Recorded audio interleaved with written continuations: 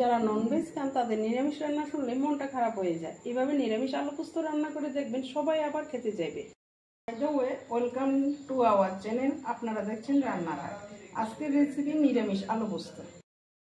নিরামিষ আলু পোস্ত রান্না করার জন্য লাগবে প্রথমে আলুগুলি সিদ্ধ করে নিতে হবে, তারপর লাগবে টক দই, আর এখানে পোস্ত কাজু গ্রাইন্ডারে পেস্ট করে নিয়েছে। আপনারা চাইলে শিলনোড়ায়ও বেটে নিতে পারেন। আদা বাটা, নিরামিষ যেহেতু একটু চিনি লাগবে মিষ্টির জন্য, চিনি, আর ফোড়নে লাগবে লং, শুকনো লঙ্কা, দারুচিনি, এলাচি, তেজপাতা, আর মরিচ গুঁড়ো, ধনে গুঁড়ো, জিরে গুঁড়ো, হলুদ গুঁড়ো, লবণ।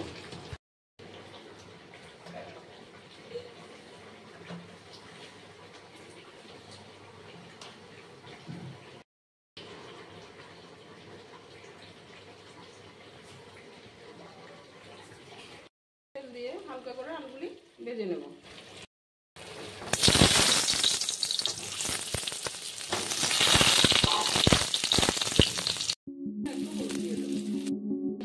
তেল দিয়ে একে একে ফোড়নগুলি দিয়ে দেবো।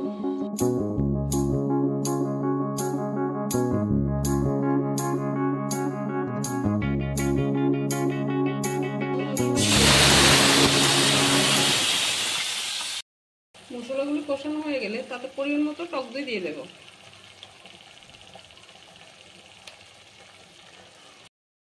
তারপর আর একটু কষিয়ে নিয়ে আলুগুলি দিয়ে দেব। আলুগুলি আগে সিদ্ধ করে নিয়েছি, তাই সামান্য একটু জল দিয়ে ঢাকা দিয়ে দেব।